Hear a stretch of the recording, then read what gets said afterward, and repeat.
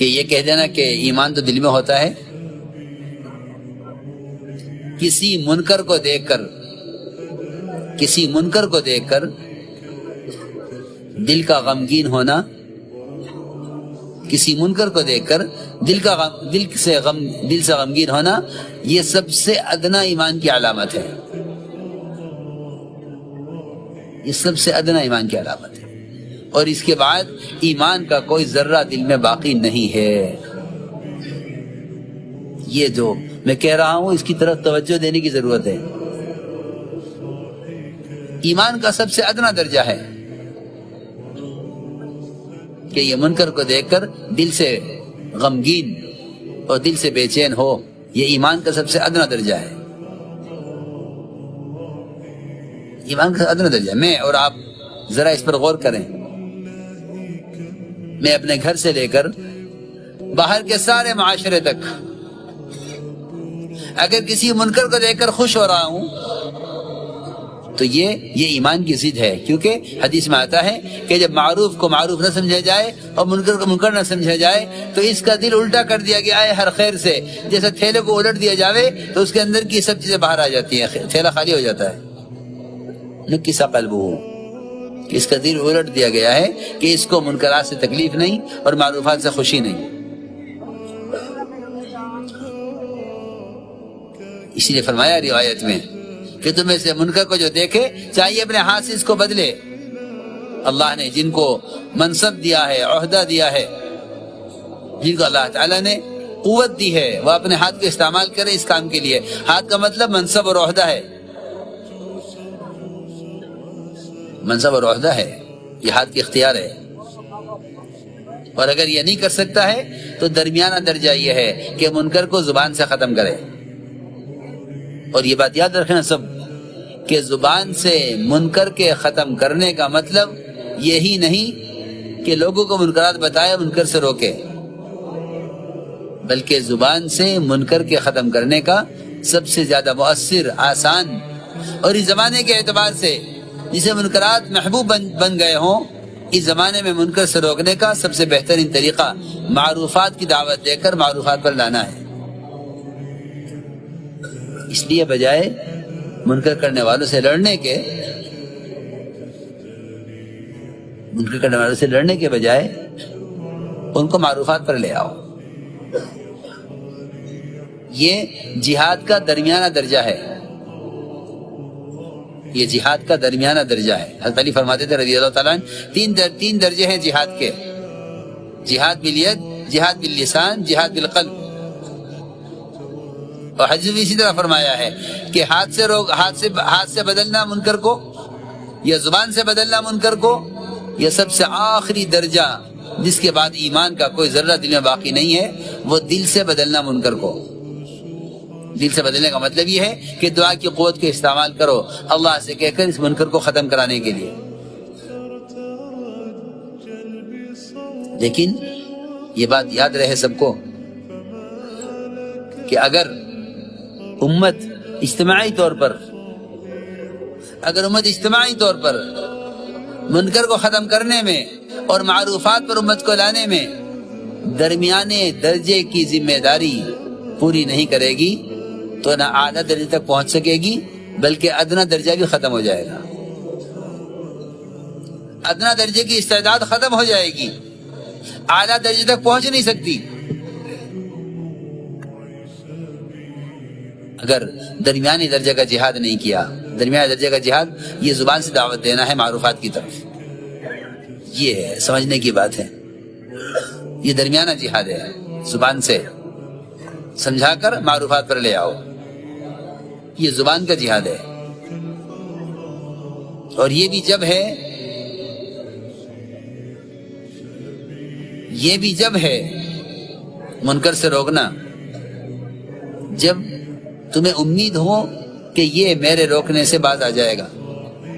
اگر اس کا اندیشہ ہو کہ منکر سے روکنے سے منکر کے کرنے پر اصرار ہوگا یا منکر کے کرنے پر اڑ جائے گا، تو پھر منکر سے روکنے کی ضرورت نہیں ہے، پھر تو صرف معروفات پر لانے کی ضرورت ہے، اور اللہ نے معروفات میں صلاحیت رکھی ہے منکر سے روکنے کی۔ ان الصلاۃ تنہی عن الفحشاء والمنکر، یہ نماز کی خاصیت، نماز کی صلاحیت، یہ نماز کی خاصیت، نماز کی صلاحیت ہے کہ نماز منکر سے یقیناً روک دے گی۔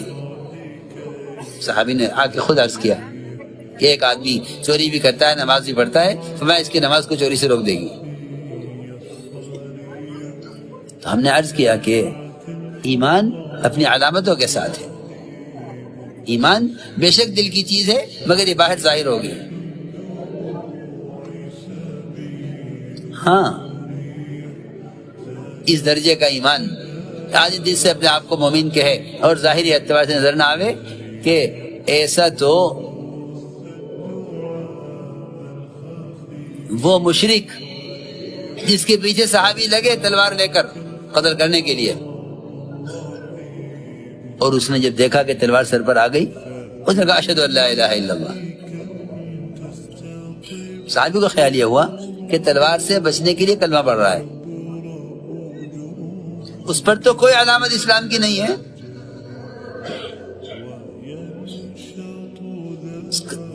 صحابی نے سمجھ کر کہ جان بچانے کے لیے کلمہ پڑھ رہا ہے، اس پر تلوار کا وار کر دیا۔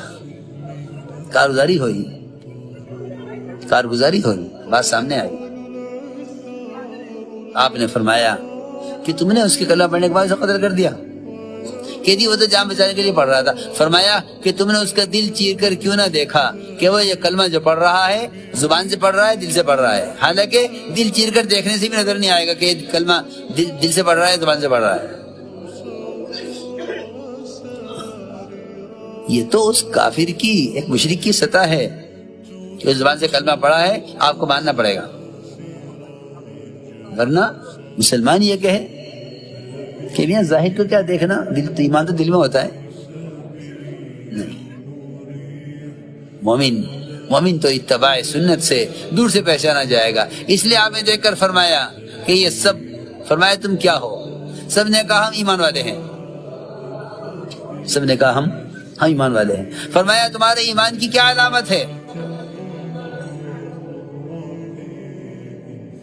کیا علامت ہے ایمان کی؟ عرض کیا کہ ہمارے اندر 15 خصلتیں ہیں، ہمارے اندر 15 خصلتیں ہیں۔ 5 پر ہمارا ایمان ہے، 5 پر ہمارا عمل ہے، 5 زبانیں جاہلیت سے ہمارے اندر ہیں۔ فرمایا وہ 5 کیا ہیں؟ جن پر تمہارا عمل ہے، جن پر تمہارا ایمان ہے، کہ ہم ایمان لائے اللہ پر، اس کے فرشتوں پر، اس کی کتابوں پر، اس کے رسولوں پر، اور آخرت کے دن پر، اس پر ہمارا ایمان ہے۔ میں 5 کیا ہے جس پر تمہارا عمل ہے؟ کہ ہم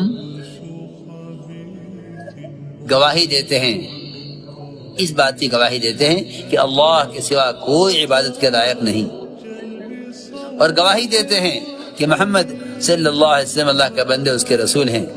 اس کو عمل میں شمار کیا، یہ بتانا چاہتا ہوں۔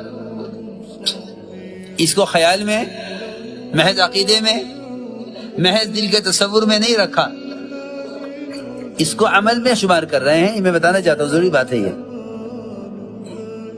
کہ شہادتین کی گواہی دینا عمل ہے،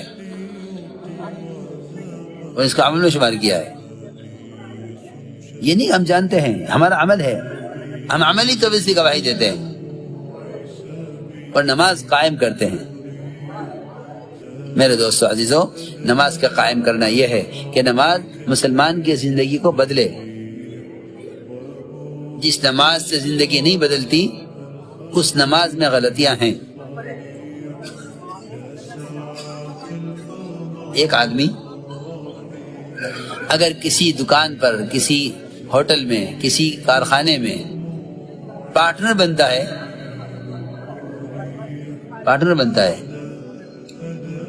حصے دار بنتا ہے، تو پہلا کام تو پارٹنر بننا ہے، دوسرا کام صحیح کرنا ہے، تب آپ کو اس سے حصہ ملے گا۔ پہلا کام تو پارٹنر بننا ہے. اور یہ عجیب بات ہے کہ نماز چھوڑ دینے والا وہ اسلام میں پارٹنر بھی نہیں ہے.